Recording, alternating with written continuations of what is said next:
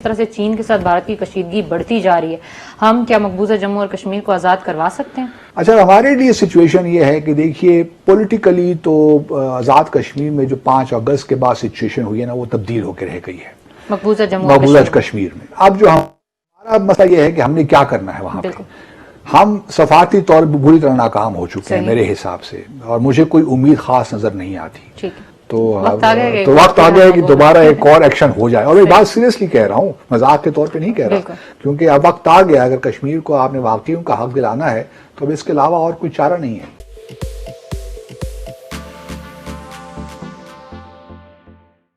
1962 में पाकिस्तान को एक चांस मिला था जो हमने मिस किया। ठीक है, जब साइनो इंडिया वॉर हुई थी। मेरा ख्याल में हमें चाइना के साथ थोड़ा बहुत इस पे कोलैबोरेट करना चाहिए। सही। अगर कहीं मौका है तो कोई हद नहीं है कि हम भी लाइन ऑफ कंट्रोल पार करके कोई 5-6 किलोमीटर या 10-15 किलोमीटर आगे चले जाएं। ठीक है। थोड़ा सा हमें, बल्कि इसके थोड़ा हमें काम करना पड़ेगा, क्योंकि इस सिचुएशन पाकिस्तान की ठीक नहीं है। बिल्कुल, आई एग्री, चाहे अफगानिस्तान की तरफ, लेकिन हमें तालिबान के साथ थोड़ी सी बात करके अपना ये वेस्टर्न बॉर्डर जो है इसको थोड़ा अगर हम सिक्योर कर लें तो अब हमें इधर या उधर वाली बात करनी पड़ेगी। तो फिर इस मुहिम जो नताइज क्या होंगे? नताइज जो भी निकलेंगे फिर देखी जाएगी। अभी मतलब जब अगर हम मुसलमान अपने आप को कहते हैं, और इस वक्त मुसलमान जो है कश्मीरी बेचारा जुल्म में घिरा हुआ है, और आपको कोई सूरत हाल नजर नहीं आ रही, और आपको ये भी लग रहा है कि भारत अपने चालाकियों से उस सारी सूरत हाल को उसने काबू में कर लिया है। बल्कि DGISPR का बयान भी आ चुका है कि पाकिस्तान में जारहियत दिखाने का स्टेज तैयार कर रहा है। तो अभी हमें खुद अब स्टेज तैयार कर लेना चाहिए और भारत को 2 फ्रंट सिचुएशन में ले आना चाहिए मेरे हिसाब से।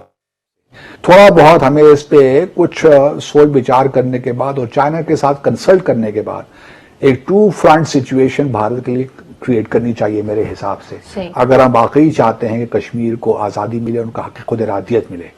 अगर हम ये नहीं चाहते तो फिर प्रेशर इस वक्त हमारे पास है मौका कि हम चाइना के साथ बातचीत करके भारत पे प्रेशर बिल्ड करें। ठीक है। और अगर हम अभी ये मौका हमने गंवा दिया तो फिर पता नहीं ये मौका कब मिलेगा। उस वक्त तक मकबूजा जम्मू और कश्मीर का क्या होता है वी डू नॉट नो। लेकिन मेरे हिसाब से हमारी सफारतकारी चूंकि बुरी तरह नाकाम हो चुकी है, गो कि अभी भी बहुत कुछ हो सकता है लेकिन हम करने के लिए तैयार नहीं है। तो इसलिए अब, और जो कश्मीरियों के हालात हैं इस वक्त मकबूजा कश्मीर में, उसको देखकर, और जो भारत के लॉन्ग टर्म अज़ाइम है गिलगित बल्तिस्तान को लेकर, आज़ाद जम्मू और कश्मीर को लेकर, तो हमें चाहिए कि हम अब 2 फ्रंट सिचुएशन भारत के लिए क्रिएट कर ही डालें। तो ये हमारे लिए एक वाज़ेह स्टेप ले लें, अंदर चले जाएं, LOC को क्रॉस कर लें। ठीक है, देखी जाएगी। अब हम ऐसी कोरोना वायरस की जद में हैं तो एक ज़द और सही हम भारत के साथ निपट लेंगे। अल्लाह ताला ने हमें इतना जज्बा दिया हुआ है, हम सब खुद सरहदों पे पहुंच जाएंगे इंशाल्लाह।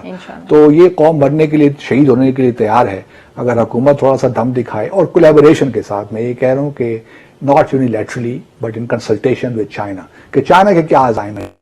तो वक्त आ गया है कि दोबारा एक और एक्शन हो जाए। और मैं बात सीरियसली कह रहा हूँ, मजाक के तौर पे नहीं कह रहा, क्योंकि अब वक्त आ गया। अगर कश्मीर को आपने वाकई उनका हक दिलाना है तो अब इसके अलावा और कोई चारा नहीं है। पाकिस्तान और भारत में कशीदगी तो रोज़े अव्वल से जारी है, लेकिन अब भारत ने एक और तरह से जंग छेड़ने का मंसूबा बनाया है, जो कि हमारे DGISPR हमें एक बार पहले भी बता चुके हैं और इस बार भी उन्होंने एक नवीद दी है। तो सर, क्या अब पाक आर्मी इसमें इन्वॉल्व होगी और हमारे पास कोई नादिर मौका आया है? जिस तरह से चीन के साथ भारत की कशीदगी बढ़ती जा रही है, हम क्या मकबूजा जम्मू और कश्मीर को आज़ाद करवा सकते हैं? हाँ, ये बड़ा दिलचस्प सवाल है, लेकिन इसके कई पहलू हैं। पहले तो ये अपने नाज़रीन को बताते चलें कि मशरक़ी लद्दाख में पिछले 1 माह से कशीदगी है चीन और भारत के दरमियान। फौजें आमने सामने हैं। गो के भी फायरिंग वाला मामला शुरू नहीं हुआ, लेकिन भारत री-इन्फोर्समेंट्स आ रही हैं दोनों तरफ से। ठीक है। क्योंकि ये जो है लाइन ऑफ एक्चुअल कंट्रोल जो है, ये तकरीबन आप यूँ समझ लीजिए कि 3,500 किलोमीटर का एरिया है, और इसमें डिस्प्यूट है। और जो है अरुणाचल प्रदेश पे भी जो चीन का क्लेम है कि ये भी तिब्बत ही का हिस्सा है। और ये सारा इस वक्त जो है, और हमारा चूंकि भारत के साथ भी अगर आप देखें तो तकरीबन हमारा जो बॉर्डर पूरा बनता है तकरीबन 2,240 किलोमीटर आप कह लें, ठीक है, इंटरनेशनल बॉर्डर है। और उसके बाद फिर 740 किलोमीटर हमारा लाइन ऑफ कंट्रोल है, और फिर 190 किलोमीटर शायद वर्किंग बाउंड्री है। ठीक है।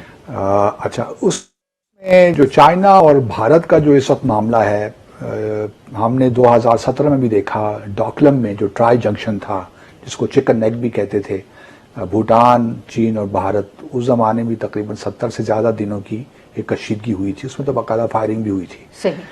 लेकिन यहाँ पे इस वक्त सूरत हाल ज़रा मुख्तलिफ है, यहाँ भी बहुत सख्त कशीदगी है और चीन इज़ डिटर्मिन्ड के, और चीन इस वक्त तकरीबन 40 से आप कह लीजिए 60 किलोमीटर मुख्तलिफ मकामात पे पॉइंट्स थे, उसने अंदर आ गया है वो लाइन ऑफ एक्चुअल कंट्रोल के इस तरफ। ठीक है। गो के लाइन ऑफ एक्चुअल कंट्रोल भी कोई सही मानों में उस तरह मार्क नहीं है, लेकिन भारत उसमें डिस्प्यूट रहता है। तो अब चीन ने, क्योंकि भारत का जैसे हमने लास्ट वीक भी डिस्कस किया था कि भारत की ख्वाहिश यही है कि किसी तरीके से जो BRI है और CPEC को थ्वाट किया जाए, इसको सबोताज किया जाए। उसकी वजह से वो वहाँ पे दौलत बेग इलाका है जो कि हमारे कराकोरम हाईवे से थोड़े से ही फासले पे है। ठीक है। तो दौलत बेग में इन्होंने कुछ कंस्ट्रक्शन वगैरह भारत ने की है। तो ये जो है, इस वजह से चीन को एक बड़ी इससे तशवीश पैदा हुई कि भारत चाहता क्या है। और भारत के अज़ाइम तो हम सब जानते हैं, वो एक बड़ा शातिर नेबर है हमारा, बल्कि अब तो सब नेबर्स जान गए हैं। मतलब अब उसने 3 तरफ से टक्कर ले ली ना, नेपाल के साथ, चीन के साथ, पाकिस्तान के साथ, तो वैसे ही हमारे यहाँ भी है। तो ये जो है मामला, चीन को इस बात का पता है कि चीन जो भारत है वो US का स्ट्रेटेजिक पार्टनर है। ठीक है। अभी देखिए G7 की मीटिंग होने जा रही है जो कि इस महीने होनी थी, लेकिन अब वो सितंबर में होगी अमेरिका में। और प्रेसिडेंट ट्रंप ने G7 के अलावा 4 और ममालिक को भी दावत दी है। उसमें साउथ कोरिया हैं, ऑस्ट्रेलिया, भारत और एक और मुल्क है, मुझे अब नाम भूल गया उसका, चौथे मुल्क का, लेकिन रशिया, इंडिया, साउथ कोरिया और तीसरे चौथा मैंने क्या नाम लिया था, फिर भूल जाता हूँ चौथा नाम। चलिए आप ऑस्ट्रेलिया, रशिया और साउथ कोरिया और भारत, 4 कंट्रीज हैं। इसमें चीन को नहीं बुलाया प्रेसिडेंट ट्रंप ने, और उनको क्यों नहीं बुलाया, उसकी बड़ी वाज़ेह है कि भाई वो सारा इलेक्शन ही जो होगा नवंबर 3 को, वो एंटी चाइना पे स्लोगन होगा। क्योंकि अभी जिस तरह के हालात चल रहे हैं ना अमेरिका में, तो लोग एकदम से अपने प्रेसिडेंट के खिलाफ उठ खड़े हुए हैं और काफी रेटिंग कम आई है। सही। इसीलिए जो मिसाल के तौर पर एंगेला मार्केल ने कहा है, जो जर्मन की चांसलर हैं जर्मनी की, उन्होंने कहा है कि जी हम तो ये कोरोना वायरस की वजह से ट्रैवल कर नहीं सकती मैं तो, ठीक है, अगर ये वर्चुअल समिट करनी है फिर तो ठीक है, लेकिन ये जो G7 को आप G11 बनाने चले हैं, इसकी समझ और किसी मुल्क को नहीं आ रही कि ये अपने तौर फैसला को क्यों इनवाइट किया है प्रेसिडेंट ट्रंप ने, जबकि यूरोपियन यूनियन ने सैंक्शंस भी लगा रखी हैं, क्योंकि 2014 में रशिया ने क्राइमिया में एनेक्स किया, उस पर कब्जा किया, फिर यूक्रेन के कुछ इलाकों पे कब्जा इस वक्त भी है। तो उसके बाद से 2014 के बाद से रशिया पे काफ़ी सैंक्शंस हैं EU की, और अमेरिका ने भी कुछ सैंक्शंस लगाई हैं। तो यूनियन को भी ये मामला समझ में नहीं आ रहा कि रशिया को बुलाने की क्या जरूरत है। बाय द वे, रशिया एक जमाने में जिस G7 को G8 कहा करते थे, तो क्राइमिया के एनेक्सेशन के बाद इसको फिर दोबारा G7 कर दिया गया। पहले भी G7 था, फिर G8 हुआ, अब फिर G7 हो गया रशिया के निकलने के बाद। अब ट्रंप साहब इसको G11 में तब्दील करना जा रहे हैं, क्योंकि ओबामा साहब ने G20 बनाई थी, एक ऑर्गेनाइजेशन जो अभी तक काम कर रही है, उसकी मीटिंग्स भी होती रहती हैं, लेकिन ये अब इसको G11 कर रहे हैं। लेकिन ये समझ में नहीं आती कि चाइना को निकाल दें, जो कि इस वक्त दुनिया की एक सुपर पावर है, इकोनॉमिकली, मतलब हर दूसरा मुल्क, बल्कि हर मुल्क की उस पर डिपेंडेंट है, तो उसके बगैर आप क्या डिस्कस करेंगे। तो उनको निकालना बड़ा वाज़ेह करता है कि ये एक किस्म का। और फिर रशिया का, अच्छा, दूसरी बड़ी इंटरेस्टिंग बात यह है कि भारत देखिए चाइना के साथ टक्कर नहीं ले सकता। ठीक है। चाइना के साथ उन्होंने पिछले दिनों उनके जो फॉरेन सेक्रेटरी हैं हर्ष श्रिंगला, उन्होंने वहां पे जो न्यू दिल्ली में रशिया के सफीर हैं उनसे मुलाकात की है। अच्छा, हमारे लिए सिचुएशन ये है कि देखिए पॉलिटिकली तो आज़ाद कश्मीर में जो 5 अगस्त के बाद सिचुएशन हुई है ना, वो तब्दील होकर रह गई है मकबूजा कश्मीर में। अब जो हमारा मसला ये है कि हमने क्या करना है वहां पे।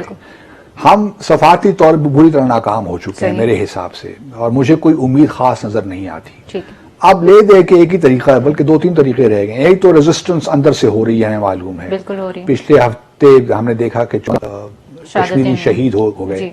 तो वो अपनी रेजिस्टेंस जारी रखे हुए। उनको जब भी मौका मिलेगा मकबूजा जम्मू और कश्मीर के लोगों को बाहर आएंगे और सियासी तौर पे एहतजाज भी करेंगे और अपनी जो उनकी फ्रीडम जो स्ट्रगल है मिलिटरीली उसको भी वो जारी रखेंगे। बिल्कुल। 1962 में पाकिस्तान को एक चांस मिला था जो हमने मिस किया, ठीक है, जब साइनो इंडिया वॉर हुई थी। मेरा ख्याल में हमें चाइना के साथ थोड़ा बहुत इस पे कोलैबोरेट करना चाहिए। सही। अगर कहीं मौका है तो कोई हर्ज नहीं है कि हम भी लाइन ऑफ कंट्रोल पार करके कोई 5-6 किलोमीटर या 10-15 किलोमीटर आगे चले जाएं। ठीक है।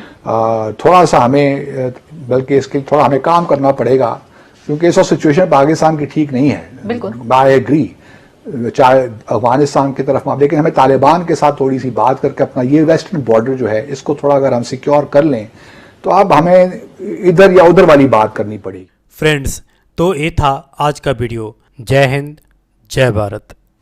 दोस्तों, बहुत मेहनत करके आपके लिए वीडियो बनाते हैं, हमारा हौसला बढ़ाने के लिए। अगर आपने अभी तक इस चैनल को सब्सक्राइब नहीं किया है तो प्लीज़ वीडियो के नीचे जो रेड कलर का सब्सक्राइब बटन है उसको दबा करके जो बगल में घंटे की पिक्चर आएगा उसको दबा करके इस चैनल को सब्सक्राइब करें। फ्रेंड्स, इसका कोई चार्ज नहीं होता है, बिल्कुल फ्री है। तो दिल खोल करके बेहिचक आप इस चैनल को सब्सक्राइब करें।